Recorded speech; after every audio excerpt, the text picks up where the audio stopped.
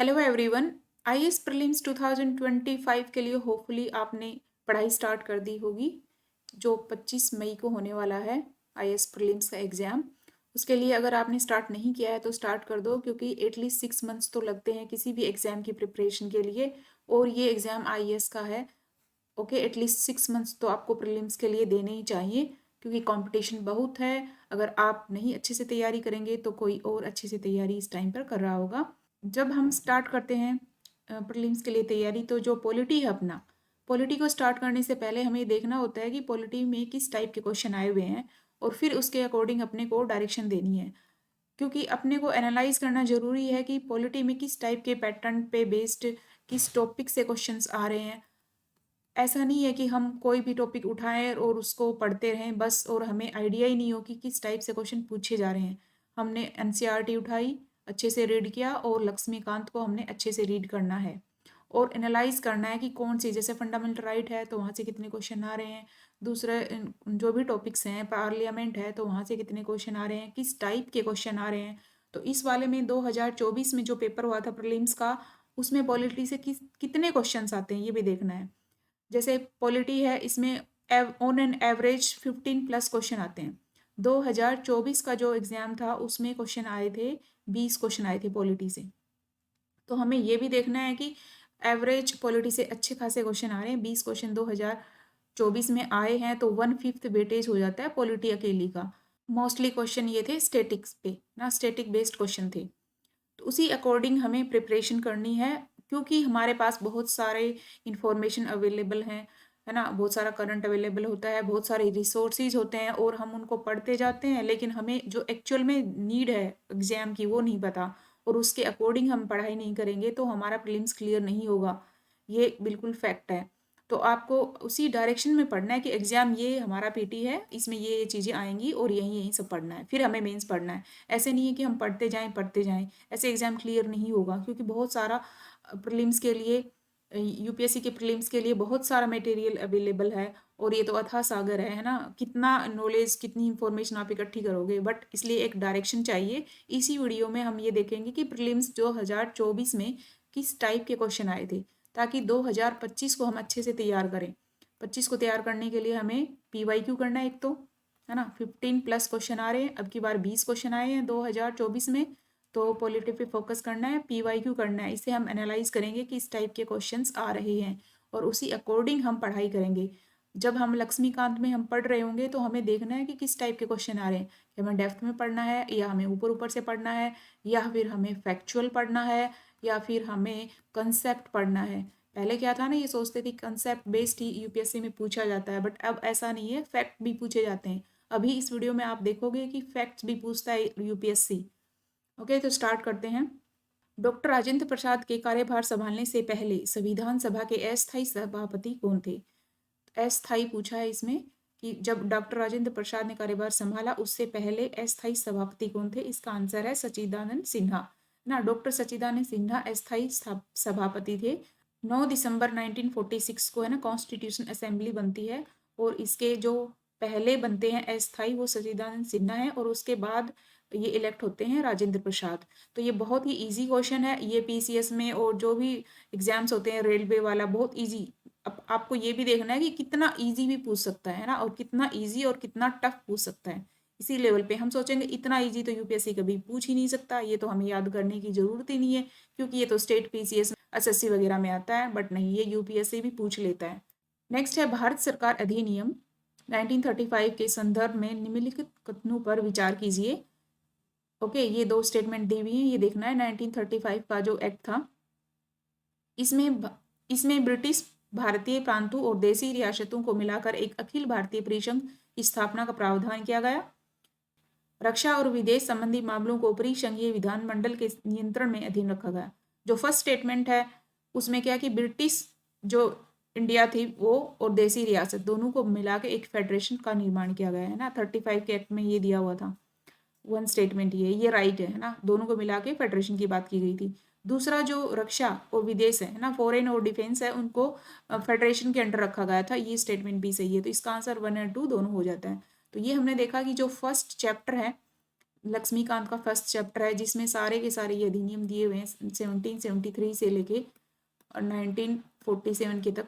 तो उसमें से ही ये 35 वाले में से स्टेटमेंट पूछिए, और आप देखिए कि स्टेटमेंट 2 स्टेटमेंट पूछिए उसके अंडर से, तो हमें सबकी स्टेटमेंट्स और चैप्टर्स याद रखने हैं। ये फर्स्ट चैप्टर से ही क्वेश्चन है। भारत के संविधान के अनुच्छेद 368 के अनुसार संसद निम्नलिखित में से किसके द्वारा संविधान के किसी उपबंध में संशोधन कर सकेगी?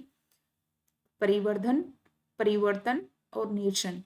ये दिया हुआ है। जो आर्टिकल 368 है उसमें क्लियरली मेंशन लिखा हुआ है कि अकॉर्डिंग टू दिस 368 के अंडर जो परिवर्तन, मतलब इंग्लिश में इसको इजी है, इंग्लिश में एडिशन, वेरिएशन और रिपील, है ना, कि कोई भी चीज है उसको हम इसमें 368 के अकॉर्डिंग, है ना, जो आर्टिकल 368 है ये बताता है कि हम हमारे जो कॉन्स्टिट्यूशन है उसमें हम क्या अमेंडमेंट्स कर सकते हैं। अमेंडमेंट्स का प्रक्रिया बताई हुई है कि अमेंडमेंट किस टाइप से हो सकता है। तो हम कोई भी चीज परिवर्तन मतलब ऐड कर सकते हैं, कोई चीज परिवर्तन कर सकते हैं उसमें, और निरसन कर सकते हैं, रिपील कर सकते हैं, हटा सकते हैं, कुछ ऐड कर सकते हैं, कुछ ऊपर नीचे कर सकते हैं, वेरिएशन कर सकते हैं उसमें। तो ये सब चीजें 368 का जो आर्टिकल है उसके अंदर दिया हुआ है।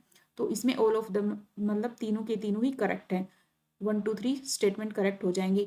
इसमें हमें क्या देखना है कि किस टाइप से क्वेश्चन पूछे गए। आर्टिकल 368 है, ये पूरा ही इंपॉर्टेंट है ना, कि कहाँ का अमेंडमेंट होते हैं, मेजोरिटी से होते हैं, मेजोरिटी, है ना, किस टाइप की मेजोरिटी है 368 के अंडर आता है। और इसमें सीधा उस स्टेटमेंट से पूछ ले कि आर्टिकल 368 क्या कहता है, इसकी पहली स्टेटमेंट है ये, है ना, उसी में लिखा हुआ है कि according to article 368 this addition, variation, repeal, है ना। तो हमें देखना है कि किस टाइप से पूछ रहा है ना, क्योंकि हम इस पेपर को एनालाइज कर रहे हैं कि हमें प्रीलिम्स 2025 को कैसे देखना है। संसद में धन विधेयक के संबंध में निम्नलिखित कथनों में से कौन से सही हैं, है ना, ये देखना है कि हमें सही कौन से हैं। और मनी बिल से रिलेटेड है, मनी बिल से रिलेटेड क्या क्या सही है ये देखना है। स्टेटमेंट है, 4 स्टेटमेंट दे रखे हैं मनी बिल से रिलेटेड। अनुच्छेद 109 में धन विधेयक के संबंध में विशेष प्रक्रिया का उल्लेख है। धन विधेयक राज्यसभा में पुनः स्थापित नहीं किया जाएगा। राज्यसभा या तो विधेयक को अनुमोदन दे सकती है या परिवर्तन के लिए सुझाव दे सकती है, किंतु उसे अस्वीकार नहीं कर सकती।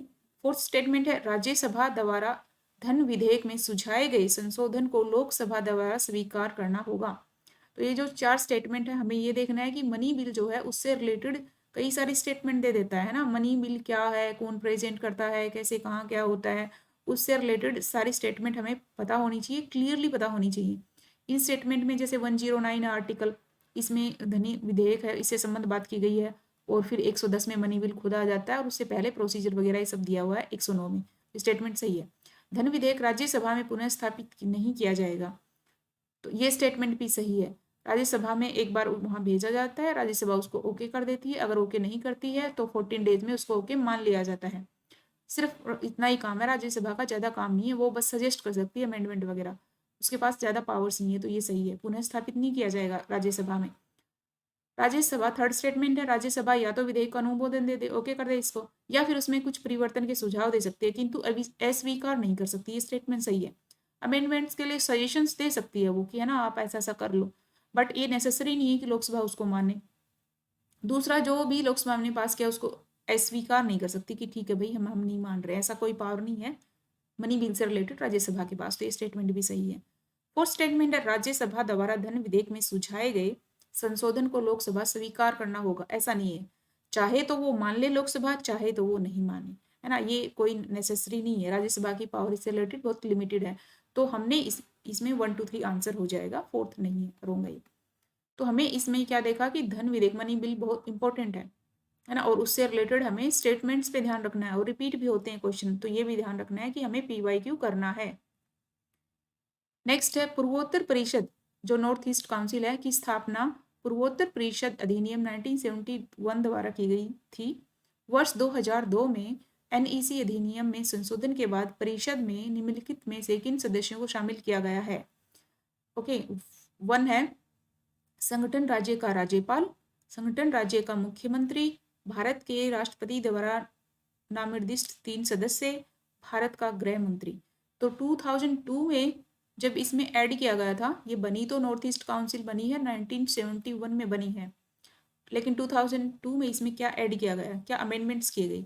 इसमें राज्यपाल को ऐड किया गया, मुख्यमंत्री को ऐड किया गया है और राष्ट्रपति में से 3 सदस्यों को सजेस्ट करेंगे वो ऐड किए गए हैं, है ना। इसमें गृह मंत्री को 2002 में ऐड नहीं किया गया है। तो 1 2 3 इसका आंसर हो जाता है।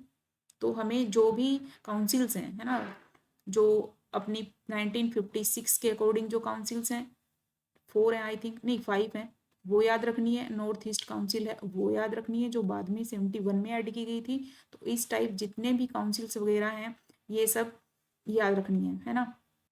नेक्स्ट है दिसंबर 2023 तक भारत सरकार द्वारा कितने परिसीमन आयोग गठित किए गए हैं। परिसीमन आयोग कितने गठित किए गए हैं, तो इसका सिंपल सा आंसर 4 है ना। 1952 में ऐड किया था, 1962 में ऐड किया था, 1972 एंड 2002 में। तो ये 4 अभी तक बनाए गए हैं। 52 में बनाया था, 62, 72 एंड 2002। ये 22 से हमें याद रख लेना है ना। ये वैसे बाद में 63 में इन्होंने काम किया था, बना दिया था 62 में, एंड 72 वाला बना गया था 73 में इन्होंने अपना काम किया था ऐसे। तो लेकिन हम इजीनेस के लिए इसको वैसे बन गया था 62 में, तो 22 के नाम से हम इसको याद रख लेते हैं। 52 में बनाया, 62 में बनाया, 72 में बनाया, ये 71 में हमारा जो सेंसस हुआ था उसके अकॉर्डिंग जो सारी चीज़ें अभी तक चल रही हैं 71 के अकॉर्डिंग। लेकिन 2002 में जो कास्ट थी SC और ST, इनकी पॉपुलेशन के अकॉर्डिंग रिजर्वेशन को फिर से चेंज किया गया था 2002 में। तो यहाँ पे फिर से हमने जो कॉन्स्टिट्यूंसीज थी उनको इधर उधर किया था। तो ये 4 बार ही हुआ है। और ये क्वेश्चन क्यों पूछा गया था कि जम्मू कश्मीर में जो अभी ये परिसीमन बनाया गया था उसकी बाउंड्रीज को चेंज करने के लिए, इसलिए ये न्यूज़ में था। तो ये क्वेश्चन जो है 4 बार है और ये बहुत ईजी क्वेश्चन में आता है। ये बहुत ही इजी क्वेश्चन में आता है। ये SSC, बैंकिंग, रेलवे सब क्वेश्चन सब में, स्टेट PCS सब में कई बार रिपीट हुआ क्वेश्चन है। लेकिन हमें इससे क्या देखना है कि UPSC कुछ भी पूछ सकती है, कितना भी इजी पूछ सकती है, हमें इग्नोर नहीं करना है। जो ज़्यादा सीरियस कैंडिडेट्स होते हैं ना वो इजी क्वेश्चंस को ध्यान नहीं देते, ऐसे सोचते हैं कि इतना इजी तो UPSC पूछ ही नहीं सकती है। तो आपको किसी भी चीज़ को इग्नोर नहीं करना है, चाहे आप कितने भी इजी गोइंग एस्पिरेंट्स हो या हो सीरियस एस्पिरेंट्स हो। नेक्स्ट है संविधान 71वें संशोधन अधिनियम 1992 के द्वारा निम्नलिखित में से किस भाषा को शामिल करने के लिए संविधान की 8वीं अनुसूची में संशोधन किया गया है। कोंकणी, मणिपुरी, नेपाली, मैथिली। तो हमें राइट देखना है, हमें ये भी ध्यान रखना है यहाँ पे राइट है या रॉन्ग है। 71st जो संशोधन था 1992 में, उसमें कौन सी लैंग्वेजेस ऐड की गई हैं। 8th हमारी शेड्यूल में है ना, तो ये शेड्यूल से क्वेश्चन है। कोंकणी, मणिपुरी, नेपाली ये तीनों ही ऐड की गई हैं, मैथिली नहीं की गई है। तो इसमें क्या है कि 1967 में हमने कुछ ऐड किया, 1992 में ऐड किया और 2003 में ऐड किया। 67 में हमने एक लैंग्वेज ऐड की, 1992 में हमने 3 लैंग्वेज ऐड की और 2003 में हमने 4 लैंग्वेजेस ऐड की। ये 1967 में जो एक लैंग्वेज की थी वो थी क्या थी, सिंधी। 92 में जब हमने 3 लैंग्वेज की ऐड, ये जो क्वेश्चन वाली है वही है, कोंकणी है, मणिपुरी है एंड नेपाली है।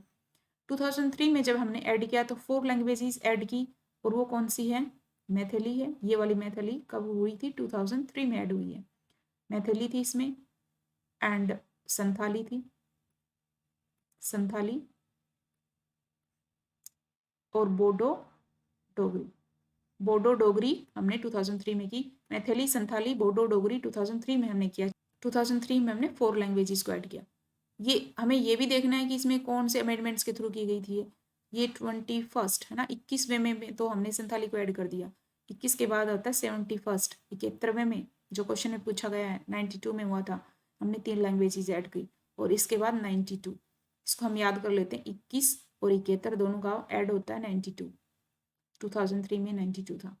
तो ये देखो ये क्वेश्चन जो है ना ये मोस्टली PCS वगैरह में आता है और उन बच्चों को मतलब जो 1 डे एग्जाम वाले SSC PCS इन सब में आता है ये क्वेश्चन, और कौन से में कब ऐड की गई थी, फैक्चुअल है क्वेश्चन, बट UPSC ने पूछ लिया आपकी बात।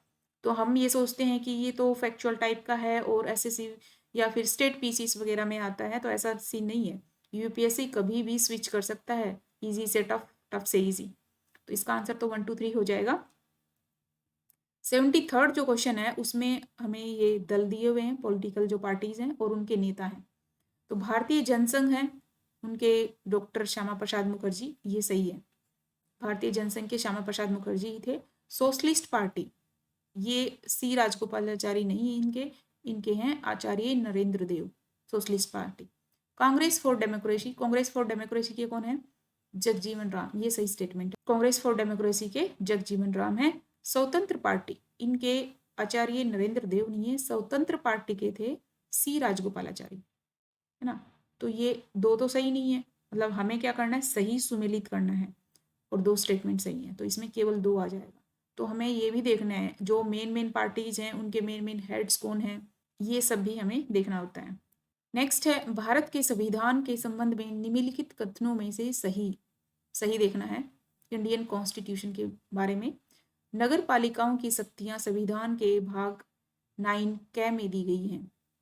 नगर पालिका 9 कै में दी गई हैं, स्टेटमेंट सही है, नगर पालिका 9 कै में है। आपात उपबंध संविधान के भाग 18 में दिए गए, इमरजेंसी जो प्रोविजंस हैं वो पार्ट कौन सा है, 18 है, ये भी स्टेटमेंट सही है। संविधान के संशोधन से संबंधित उपबंध संविधान के भाग 20 में है ना, जो अमेंडमेंट वाला है आर्टिकल 368, उसका कौन सा भाग है, 20 भाग है, ये भी स्टेटमेंट सही है। तो स्टेटमेंट इसमें आंसर 1 2 3 हो जाएगा। और 9 क्या है, नगर पालिका का, ठीक है, 9 किसका है, ये मुझे आप कमेंट बॉक्स में बताएं। वैसे बता देती हूँ यहीं पे, ये पंचायत से रिलेटेड है 9, और 9 क्या है, नगर पालिका से है। आपात उपबंध हमने देख लिया, इमरजेंसी प्रोविजन 18th में है, और संशोधन 368 20वें में है। तो हमें ये भी याद रखना है कि कौन से पार्ट में कौन सी चीजें हैं, और ये इजी क्वेश्चन में ही आता है, ये पीसीएस स्टेट पीसीएस वगैरह में आता है कि कौन से पार्ट में क्या है, और यूपीएससी ने पूछ लिया है अब की बार। भारत के संविधान के अनुसार निम्नलिखित में से कौन सा कथन सही है? इंडियन कॉन्स्टिट्यूशन से पूछा कि सही बताना है। अंतरराज्यीय व्यापार और वाणिज्य राज्य सूची के अधीन एक राज्य विषय है। तो जो अंतरराज्य होता है, इंटर स्टेट, अब इंटर स्टेट की बात आ गई है, दो स्टेट की बात आ गई है, तो ऑब्वियसली ये स्टेट में नहीं होगा, है ना। एक ये स्टेट है, एक राजस्थान मान लिया, एक यूपी मान लिया, तब अब इन दोनों के बीच की बात होगी तो सेंटर का बीच में आ जाएगा, है ना ये, क्योंकि ये दोनों एक से लिंक होता तो एक स्टेट के अंदर की बात हो जाती, फिर तो स्टेट सब्जेक्ट में आ जाता, बट दो स्टेट की बात है तो सेंटर के बीच चला जाता है, तो ये राज्य विषय नहीं हो सकता। अंतरराज्यीय प्रवासन, है ना, जो इंटर स्टेट माइग्रेशन की बात हो रही है, राज्य सूची के अधीन एक राज्य विषय है, तो ये भी नहीं आ सकता, क्योंकि इंटर स्टेट की बात हो रही है, तो किस में जाएगा, ये सेंटर में जाना चाहिए, राज्य विषय ये नहीं हो सकता। नेक्स्ट है, अंतरराज्यीय संगरोध संघ सूची के अधीन एक संघ विषय है। हाँ, तो ये इंटर स्टेट वाला जो है ये संघ में आएगा, सेंटर में, जो भी हो इंटर स्टेट वो सेंटर में ही आता है, तो ये स्टेटमेंट सही हो जाएगी। निगम कर राज्य सूची के अधीन एक राज्य विषय है, तो जो निगम कर होता है, कॉरपोरेशन टैक्स, ये राज्य सूची में नहीं आता है, नहीं राज्य विषय है ये। कॉरपोरेशन टैक्स किस में आएगा, सेंटर के अंडर आएगा। तो हमें हर एक स्टेटमेंट को देखना है कि नेक्स्ट ईयर रिपीट भी हो सकती है, किसी में एक स्टेटमेंट में दे दिया जाएगा निगम कर से रिलेटेड, तो हमें इसलिए PYQ करने हैं, कहीं रिपीट ना हो जाए, कोई स्टेटमेंट रिपीट ना हो जाए। ये क्वेश्चन भी सेंटर की लिस्ट होती है, स्टेट की लिस्ट होती है, कौन सा टॉपिक कौन सी लिस्ट में आता है उससे रिलेटेड है ना, तो ये भी इजी क्वेश्चन में ही आता है कि ये वाली चीज उसमें है, हमें इन चीजों पर फोकस करना है। नेक्स्ट है, भारत के उच्चतम न्यायालय ने निजता के अधिकार को भारत के संविधान के निम्नलिखित में से किस अनुच्छेद के अंतर्गत रखा है? अनुच्छेद 15, अनुच्छेद 16, अनुच्छेद 19, अनुच्छेद 21। तो इसका आंसर है आर्टिकल 21। जो 21 आर्टिकल है उसमें निजता के अधिकार को रखा है, right to privacy. Right to privacy तो कौन से में आर्टिकल 21 है, ये आंसर है। और ये जो क्वेश्चन ये थर्ड टाइम रिपीट हुआ है अब की बार, 2 टाइम्स पहले आ चुका और ऑलमोस्ट इसी स्टेटमेंट के अकॉर्डिंग ही आया है, इजी टाइप में ही आया है, राइट टू प्राइवेसी। तो आप इससे अंदाजा लगा सकते हैं कि कितने क्वेश्चंस रिपीट होते हैं, इसीलिए PYQ करना बहुत मस्ट है। और एक क्वेश्चन है ना, एक क्वेश्चन एक मार्क बहुत ही इंपॉर्टेंट है। जब सिलेक्शन होता है ना और पॉइंट्स में रुक जाता है प्रीलिम्स क्वालिफाई होने से, तब हमें पता चलता है कि एक एक नंबर की क्या कीमत होती है यूपीएससी प्रीलिम्स में। नेक्स्ट है, सैन्य कार्य विभाग के प्रमुख के रूप में चीफ ऑफ डिफेंस स्टाफ के कर्तव्य कौन से हैं ना, जो CDS है, चीफ ऑफ डिफेंस स्टाफ, उनके बारे में पूछा है कि उनके क्या क्या कर्तव्य हैं। चीफ ऑफ स्टाफ कमेटी के स्थायी अध्यक्ष होते हैं, ये स्टेटमेंट सही है कि वो स्थायी अध्यक्ष होते हैं। तीनों सेवा प्रधानों सर्विस चीफ पर सन्ने कमान का प्रयोग करना, ये सन्ने कमान नहीं होती, ये जो हमने पोस्ट बना रखी है ये पॉलिटिकल एग्जीक्यूटिव है के लिए बना रखी है, एकदम उनको एडवाइस करने के लिए, तो ये मिलिट्री पर्पज टाइप नहीं है इसका। तीनों कमांडों के ऊपर सन्ने कमान का प्रयोग इनका नहीं है। थर्ड है सभी तीनों सेवाओं ट्राई सर्विसेज जो हैं के विषयों पर रक्षा मंत्री के प्रधान सन्नी सलाहकार है ना, ये एडवाइजर है, एडवाइजर की पोस्ट है ये, जो रक्षा मंत्री होते हैं उनको एडवाइस करते हैं, तो ये स्टेटमेंट सही है।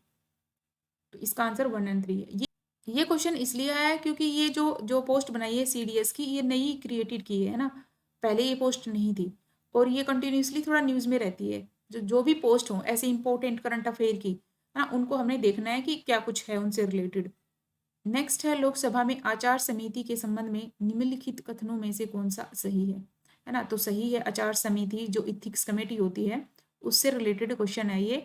और ये जो मोइना मित्रा वाला केस हुआ था, मोइना मित्रा वाला, उसके बाद वहाँ पे कमेटी बनी थी, इथिक्स कमेटी करंट अफेयर्स में थी, तो उसी से रिलेटेड ये स्टैटिक का क्वेश्चन है कि लोकसभा में जो इथिक्स कमेटी है वो प्रारंभ में एक तदर्थ समिति थी, ये सही है ना, वो एडोक थी, तदर्थ मतलब एडोक समिति थी ये। सेकंड स्टेटमेंट है केवल कोई लोकसभा का सदस्य ही किसी लोकसभा सदस्य के अनैतिक आचरण से संबंधित शिकायत कर सकता है, तो ऐसा नहीं है, लोकसभा का सदस्य ही नहीं कर सकता है, मतलब कोई और भी कर सकता है, ये स्टेटमेंट रॉन्ग हो जाएगी। थर्ड स्टेटमेंट है यह समिति किसी ऐसे मामले पर विचार नहीं कर सकती जो न्यायाधीन है ना, जो जुडिशरी के पास है, तो उस पर ये नहीं कर सकती है ना, ये स्टेटमेंट सही है। तो 1 और 3 इसकी आंसर हो जाएगा। और ये किससे रिलेटेड है, लोकसभा की इथिक्स समिति से, क्योंकि ये न्यूज़ में था। तो हमें देखना है कि लोकसभा में जितनी समितियां कमेटीज वगैरह बनी हुई हैं, एडोक कमेटीज हैं जो करंट अफेयर्स वगैरह में हैं, या फिर जो परमानेंट कमेटीज बनी हुई हैं, तो उनको भी हमें देखना है। और ये लक्ष्मीकांत में चैप्टर दिया हुआ है, तो हमें किस टाइप से पढ़ना है लक्ष्मीकांत को, ये पता चलता है हमें PYQ करने से। नारी शक्ति वंदन अधिनियम के संबंध में निम्नलिखित कथनों पर विचार कीजिए। नारी शक्ति वंदन अधिनियम जो विमेंस बिल था जो पास हो गया है उससे रिलेटेड है ये उपबंध 18वीं लोकसभा में प्रभावी होंगे, ये स्टेटमेंट गलत है। अभी 18वीं लोकसभा के इलेक्शन हो गए हैं और ये अभी लागू नहीं हुआ है, ये नेक्स्ट में लागू होगा, ये अभी 18वीं में लागू नहीं होगा। तो ये अगर थोड़ा सा भी किसी को पता है कि 18वीं में लागू नहीं है तो हमें ईजिली इसको एलिमिनेशन मेथड से भी कर सकते थे, है ना, एलिमिनेशन मेथड वाला भी हमें ध्यान रखना है कि हम कैसे कर सकते हैं। सेकंड स्टेटमेंट है अधिनियम बनने के बाद यह 15 वर्षों के लिए परिवर्तन में रहेगा, ये जो 15 वर्षों वाला ये सही है, इसी अधिनियम में बोला गया है कि 15 वर्षों तक ये एक बार के लिए 15 वर्षों तक रहेगा। थर्ड स्टेटमेंट है इसमें अनुसूचित जातियों के लिए आरक्षित कोटे के भीतर अनुसूचित जातियों की महिलाओं के स्थानों के आरक्षण का उपबंध है, ये सही है, ये जो 80 की विमेन है उनके लिए अलग से इसमें रिजर्वेशन है, तो स्टेटमेंट 2 और 3 हो जाएंगी करेक्ट इसमें। और अगर आपको ये स्टेटमेंट पता है कि अब की बार इलेक्शन 18th में थे और इसमें ये लागू नहीं हुआ, तो आप इसको इलिमिनेशन टेक्निक से कर सकते हैं, तो इन चीज़ों का भी आपको ध्यान रखना है, जहाँ इलिमिनेशन टेक्निक लगे वो वहीं पे अप्लाई कर दो। और ये कैसे आएगी, प्रैक्टिस से, और प्रैक्टिस के लिए आपको मॉक टेस्ट करने होंगे प्रीलिम्स के लिए, एंड में जब प्रीलिम्स होगा जनवरी से स्टार्ट कर देना एटलीस्ट मॉक लगाने और क्वेश्चन की प्रैक्टिस करना, और अभी PYQ करना स्टार्ट कर देना है, उनको अच्छे से कर लेना है। प्रतिषेध रिट प्रोहिबिशन जो रिट होती है उसी से रिलेटेड है। प्रतिषेध रिट उच्चतम न्यायालय या उच्च न्यायालयों द्वारा किसे और किस प्रयोजन से जारी किया गया एक आदेश है। स्टेटमेंट ए है किसी सरकारी अधिकारी को उसे किसी विशिष्ट कार्यवाही करने से प्रतिषेध करने के लिए, सरकारी अधिकारी तो नहीं, जो मंडेमस आती है ना, मंडेमस, वो बोलती है सुप्रीम कोर्ट किसी अधिकारी को बोल सकता है कि आपको ये कार्य करना है, वो दूसरी स्टेटमेंट है, ये वाली नहीं है, प्रोहिबिशन नहीं है। नेक्स्ट स्टेटमेंट है संसद विधानसभा को मध्य निषेध पर कोई विधि पारित करने के लिए, तो ये भी नहीं है, विधानसभा और संसद का तो इन रिट्स में कोई लेना देना ही नहीं है। थर्ड स्टेटमेंट है निचली अदालत को किसी मामले में कार्यवाही जारी करने का प्रतिषेध करने के लिए, हाँ ये स्टेटमेंट सही है, ये हायर कोर्ट होता है, हाई कोर्ट, वो अपने से लोअर कोर्ट को प्रोहिबिट करता है कि कोई मामला उनके अधिकार में नहीं है और वो उसको प्रतिषेध करते हैं, उसको प्रोहिबिट करते हैं कि आप ये मामले में बाहर रहिए, इसको आप नहीं कर सकते इस टाइप में। निचली अदालत को दिया जाता है प्रोहिबिशन रिट में। फोर्थ स्टेटमेंट है सरकार को उसे किसी असंवैधानिक नीति का अनुपालन करने से प्रतिषेध करने के लिए। तो सरकार से भी कोई लेना देना नहीं है, किसी भी रिट का नहीं है सरकार से ऐसे कोई लेना देना। तो हमें जो रिट्स हैं 5 रिट्स हैं, ऑलमोस्ट हर किसी को पता होता है, ये वेरी बेसिक है। जब आप पॉलिटी पढ़ते हैं स्टार्ट करते हैं, जो आर्टिकल 32 में जो 5 रिट्स दी हुई हैं है ना, फर्स्ट इसमें जो आ जाती है हैबीज कॉर्पस वाली, और फिर मंडेमस है एक, सॉरी मंडेमस है, फिर प्रोहिबिशन है, फिर सर्टियोरेरी है, एंड देन को वारंटो है। तो ये हम ऑलमोस्ट हर एग्जाम में पढ़ते हैं कि कौन सी में क्या है। तो ये इजी क्वेश्चन था, टाइप था। निम्नलिखित कथनों में विचार कीजिए। वह राज्य का राज्यपाल है जो उस राज्य के किसी समुदाय को अनुसूचित जनजाति के रूप में मान्यता देता है और घोषित करता है। तो ये स्टेटमेंट है ना कि राज्य का राज्यपाल जो होता है वो अनुसूचित जनजाति को मान्यता देता है और घोषित कर देता है। तो ये स्टेटमेंट सही सही पूछा, इसमें सही नहीं है। प्रेसिडेंट करता है ना, राज्यपाल उसको घोषित नहीं करता है अनुसूचित जनजाति को। सेकंड स्टेटमेंट है किसी राज्य में अनुसूचित जनजाति के रूप में घोषित किसी समुदाय के लिए यह आवश्यक नहीं है कि दूसरे राज्य में भी ऐसा ही हो। तो ये स्टेटमेंट सही है। जरूरी नहीं है कि जो जाति राजस्थान में एसटी में आती हो है ना, वही जाति यूपी में भी एसटी में आती हो, या फिर अदर किसी स्टेट में भी एसटी में आती हो। तो किसी पर्टिकुलर स्टेट में अगर कोई एसटी रह रहे हैं और दूसरे स्टेट में नहीं रह रहे हैं, या फिर बहुत ही कम संख्या में रह रहे हैं, तो वहाँ पर नहीं होगा और वहाँ पर होगा। तो ये स्टेटमेंट सही है। और यहाँ पर राज्यपाल नहीं होगा, घोषित नहीं करेगा। स्टेटमेंट 2 हो जाती है इसमें। तो हमें देखना है कि किस टाइप से क्वेश्चन आ रहे हैं।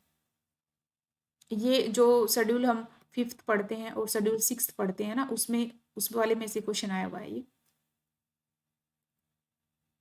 केंद्रीय बजट यूनियन बजट के संदर्भ में निम्नलिखित कथनों पर विचार कीजिए, है ना। तो ये बजट से क्वेश्चन है। पहले एक मनी बिल से आया था। फर्स्ट स्टेटमेंट है प्रधानमंत्री की ओर से केंद्रीय वित्त मंत्री संसद के दोनों सदनों के समक्ष वार्षिक वित्तीय विवरण रखते हैं। प्रधानमंत्री की ओर से, तो ये स्टेटमेंट गलत हो जाता है। सही पूछा इसमें, है ना, कौन सा सही है। तो ये प्रेसिडेंट की साइड से होता है, प्रेसिडेंट के नाम पर रखा जाता है वित्त मंत्री के द्वारा। तो स्टेटमेंट रॉन्ग हो गई है। केंद्रीय यूनियन स्तर पर भारत के राष्ट्रपति की अनुशंसा के बिना अनुदानों की मांग नहीं की जा सकेगी। हाँ, जो हम बजट करते हैं उस टाइम भारत का जो राष्ट्रपति होता है, प्रेसिडेंट के नाम पर ही हम ग्रांट की डिमांड करती है। जो डिमांड ऑफ ग्रांट होती है वो प्रेसिडेंट के नाम पर होती है। ये स्टेटमेंट सही है। ये जो पार्लियामेंट का चैप्टर है उससे पूछा गया है, बजट वाले पोर्शन से। तो आपको ऐसे अच्छे से लक्ष्मीकांत को करना है कि किस टाइप से क्वेश्चन आ रहे हैं, उसी टाइप से पढ़ना है। नेक्स्ट है लोकसभा के अध्यक्ष के संदर्भ में निम्नलिखित कथनों पर विचार कीजिए। ये लोकसभा का अध्यक्ष से रिलेटेड आ गई। ये 2 टॉपिक है ना, गवर्नर वाला और स्पीकर वाला, ये तो बहुत ही इंपॉर्टेंट है। क्योंकि गवर्नर का जो इश्यू होता है ना स्टेट में, जहाँ पे सेंटर इंटरफेयर करता है गवर्नर के थ्रू, इसलिए ये न्यूज़ में रहता है हमेशा। तो ये इंपॉर्टेंट होता है हमेशा कि गवर्नर्स की कौन सी पावर्स हैं, कौन सी पावर्स नहीं हैं। और स्पीकर है ये भी, ये डिस्क्वालीफाई जो करता है ना गवर्नमेंट, अगर मान लो सेंटर में दूसरी गवर्नमेंट है और स्टेट में दूसरी गवर्नमेंट है, और इसलिए वो सेंटर क्या करता है कि इस स्टेट में सोचता है कि चलो इसकी गवर्नमेंट को हटवा के मैं अपनी या तो प्रेसिडेंट रूल लगवा दूं, या फिर अपनी कोई थोड़ी बहुत अगर माइनॉरिटी में है तो अपनी सरकार बनवा लूं। तो इस चक्कर में स्पीकर जो होता है ना स्टेट का, इसके थ्रू वो डिस्क्वालीफाई करवा देता है, कोई स्टेटमेंट देता है। कई बार आपने देखा होगा, ये कंटिन्यूसली न्यूज में रहते हैं ये सेंट्रो स्टेट में, जब टग चलता है तो टग ऑफ वार होती है। तो इसलिए गवर्नर और स्पीकर है ना, ये ऑलवेज इंपॉर्टेंट है, दोनों के दोनों टॉपिक, और प्रेसिडेंट तो है ही। तो हमें गवर्नर और स्पीकर पे स्पेसिफिक फोकस रखना होता है एग्जाम में। क्वेश्चन देखते हैं। लोकसभा के अध्यक्ष के संबंध में पूछा गया है, जब लोकसभा के अध्यक्ष को हटाने का कोई संकल्प विचाराधीन हो तब क्या करना है ना। ये स्टैटिक से ही है। वह पीठासीन नहीं होगा या होगी, ये स्टेटमेंट सही है ना, कि वो जब उनको हटाने का कोई प्रावधान चल रहा हो, विचाराधीन हो, तो वो खुद उस टाइम सिटिंग में यहाँ एज ए हेड बनकर स्पीकर नहीं होंगे, है ना, वो पीठासीन नहीं होंगे। ये स्टेटमेंट सही है। उसे बोलने का अधिकार नहीं होगा, है ना, ये स्टेटमेंट गलत है। वो तब यहाँ तो नहीं बैठेंगे, लेकिन ये जो पूरी पार्लियामेंट बैठी है, यहाँ सब लोग बैठे हैं, वो यहाँ बैठेंगे और यहाँ से वो बोल सकते हैं, बोलने का अधिकार उसे होगा। वह संकल्प पर प्रथमतः मत देने का हकदार नहीं होगा, नहीं, वो उनको पहले इंस्टेंस में उनको वोट का अधिकार होता है ना। यहाँ पर जब उनके अगेंस्ट कार्यवाही हो रही होती है उस टाइम फर्स्ट इंस्टेंस का जो वोट होता है वो डाल सकते हैं, वो अपने लिए भी डाल सकते हैं, वो ये याद रखना है। हम सोचते हैं कि उनको ही हटाने की बात चल रही है और वो ही वोट कैसे डालेंगे, लेकिन नहीं, वो एज ए मेंबर होते हैं ना यहाँ पर, तो वो यहाँ पर फर्स्ट इंस्टेंस में डालते हैं। जब लेकिन जब वो स्पीकर का रोल अदा कर होते हैं, जब यहाँ बैठे होते हैं, पीठासीन होते हैं, उस टाइम वो कास्टिंग वोट डालते हैं ना, उस टाइम उनका कास्टिंग वोट होता है। बट जब उनके अगेंस्ट मामला चल रहा हो तब वो फर्स्ट इंस्टेंट में वोट डाल सकते हैं, बहुत बातचीत कर सकते हैं, मतलब बोलने का अधिकार है उनको यहाँ पर, और वोट डालने का भी है, बट पीठासीन नहीं होंगे। तो इसमें केवल 1 आ जाएगा, सही पूछा इसमें। तो हमें ऐसे ही पढ़ना है, लोकसभा के अध्यक्ष से या लोकसभा का उपाध्यक्ष होता है, ये भी पूछ सकते हैं, या फिर राज्यसभा से रिलेटेड उपाध्यक्ष से जो पावर्स होती हैं वो पूछा जा सकता है। नेक्स्ट है, भारतीय संसद के संदर्भ में निम्नलिखित कथनों पर विचार कीजिए, है ना, इंडियन पार्लियामेंट से रिलेटेड पूछा है। फर्स्ट स्टेटमेंट है, लोकसभा में लंबित कोई विधेयक उसके विघटन हो जाने पर व्यापकगत हो जाता है ना। जो लोकसभा होती है उसमें कोई विधेयक चल रहा होता है और उसका विघटन होने पे वो खत्म हो जाता है, ये पूछा गया है। तो ये सही है स्टेटमेंट, है ना, ये स्टेटमेंट सही है कि तो लोकसभा का जो डिजोल्यूशन हो जाता है तो जो भी कोई विधेयक वहां पर चल रहा होता है उसका भी विघटन हो जाता है, ये स्टेटमेंट सही है। लोकसभा द्वारा पारित और राज्यसभा में लंबित कोई विधेयक लोकसभा के विघटन हो जाने पर व्यापकगत हो जाता है, ठीक है। ये स्टेटमेंट क्या बोल रही है कि लोकसभा में किसी को पारित पारित कर दिया है और राज्यसभा में पहुंच गया वो, लेकिन उसके बाद जो लोकसभा होती है वो डिजोल्व हो जाती है, तो उसका भी विघटन हो जाएगा, है ना। क्यों? क्योंकि क्या पता दूसरी लोकसभा आ जाए और वो ना चाहेगी ये पास हो, तो इसलिए जो पहले वाले ने पास किया था ना वो राज्यसभा में पहुंच गया, उसका भी विघटन हो जाता है, ये स्टेटमेंट भी सही है। थर्ड स्टेटमेंट है, कोई विधेयक जिसके संबंध में भारत के राष्ट्रपति ने सदनों की संयुक्त बैठक आहूत करने के अपने आशय की सूचना दे दी है, लोकसभा का विघटन हो जाने पर व्यापकगत हो जाता है। तो ये नहीं है। अगर प्रेसिडेंट ने किस दोनों ही लोकसभा और राज्यसभा को बुला लिया है किसी संसद किसी भी विधेयक से रिलेटेड, तो वो विघटन नहीं होगा उसका, है ना, उसका व्यापकगत नहीं होगा, उसका डिजोल्यूशन नहीं होगा, वो कंटिन्यूसली रहेगा।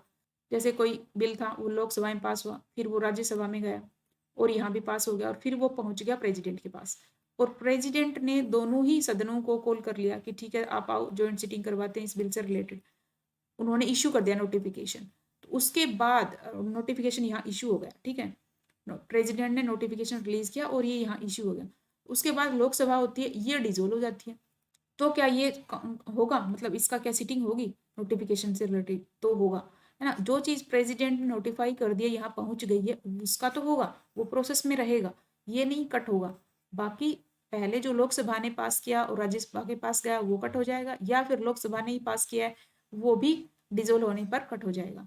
तो फर्स्ट 2 स्टेटमेंट आएंगे, इसमें सही पूछा है।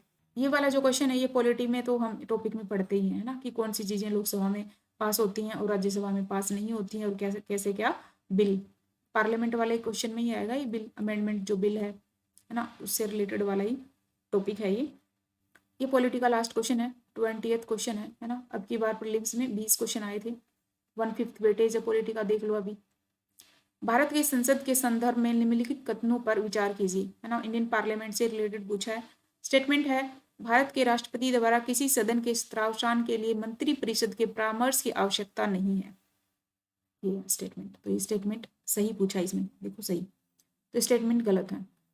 इंडियन जो प्रेसिडेंट होता है ना, वो किसकी एडवाइस पे काम करता है? मोस्टली मंत्री परिषद, है ना, मंत्री परिषद के कहने पर ही वो काम करता है, और सदन का त्रावसान करना हो तो भी ये परामर्श पर ही करता है। बहुत कम पावर्स हैं जिसमें ये अपने आप डिसीजन लेता है, तो इसमें नहीं का तो आंसर ही नहीं है, तो ये क्योंकि उसके कहने पर ही त्रावसान और वो करता है।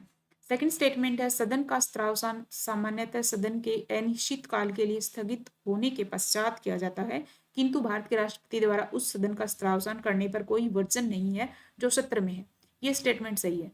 वैसे तो ये साइन डाई हो जाता है ना तब करते हैं ना, अनिश्चित काल के लिए स्थगित हो जाता है उसके बाद करते हैं, बट अगर कोई प्रोहिबिशन नहीं है कि भाई करना तभी है ना, पहले चाहे तो राष्ट्रपति कर सकता है, मंत्रिपरिषद की एडवाइस पे वो पहले भी कर सकता है, स्टेटमेंट सही है।